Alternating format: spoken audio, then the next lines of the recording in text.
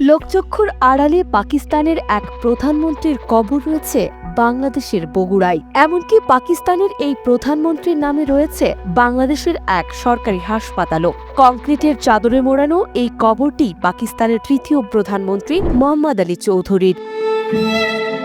বাংলাদেশকে ভালোবেসে অবিভক্ত পাকিস্তানের এই প্রধানমন্ত্রী ওসিয়ত করে গিয়েছিলেন মৃত্যুর পর বগুড়ায় যেন তাকে শায়িত করা হয়। সেই অনুসারে বগুড়া শহরের সূত্রাপুর এলাকায় দাফন করা হয় পাকিস্তানের তৃতীয় প্রধানমন্ত্রী মোহাম্মদ আলী চৌধুরীকে। পাশেই রয়েছে তার স্ত্রী সৈয়দা হামিদা বানুর কবর। পাকিস্তান সরকার চেয়েছিলেন তাদের প্রধানমন্ত্রীর স্মরণে কবর সংলগ্ন স্মৃতিসৌধ নির্মাণ করতে, কিন্তু দেশ বিভাগের পর বাংলাকে ভালোবাসা মানুষটির কবর আজ পড়ে আছে অযত্ন আর অবহেলায়। এই কবরটা পাকিস্তানের প্রধানমন্ত্রী মোহাম্মদ আলী সাহেবের, তার ওয়াইফ এবং তার অনেক পুরাতন কবর এখানে অবহেলিত ছিল।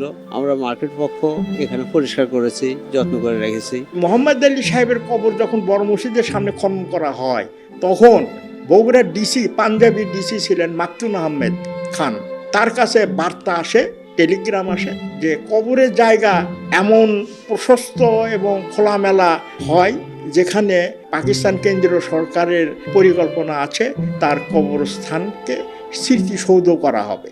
এই অবহেলিত মানুষটির শেকড় গভীরভাবে জড়িয়ে আছে বগুড়ার ঐতিহ্যবাহী নওয়াব পরিবারের সঙ্গে। তার প্রপিতামহ আব্দুস সোবহান চৌধুরীকে তৎকালীন ব্রিটিশ সরকার নওয়াব উপাধি দিয়েছিলেন। সেই সাথে মোহাম্মদ আলীর বাবা আলতাব আলী ছিলেন ব্রিটিশ সরকারের ডেপুটি ম্যাজিস্ট্রেট।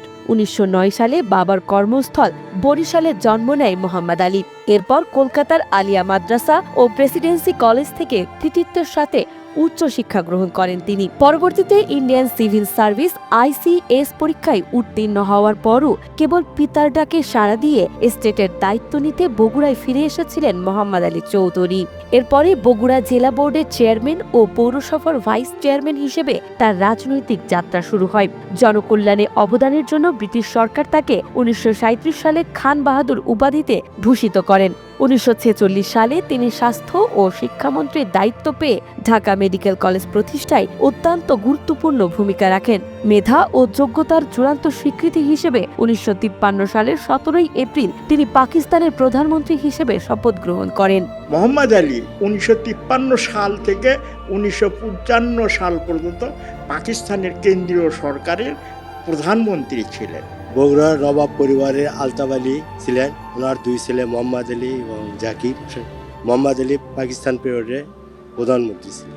বর্ণাঢ্য এই রাজনৈতিক জীবনের অবসান ঘটে 1963 সালের 23 জানুয়ারি তার ইন্তেকালের মধ্য দিয়ে। মৃত্যুর পর তৎকালীন প্রেসিডেন্ট আইয়ুব খানের নির্দেশে নওয়াববাড়ি সংলগ্ন আমবাগানে তাকে সমাহিত করা হয়। 1974 সালে আততায়ীর গুলিতে তার প্রথম স্ত্রী সৈয়দা হামিদা বানু নিহত হলে তাকেও তার পাশে সমাহিত করা হয়।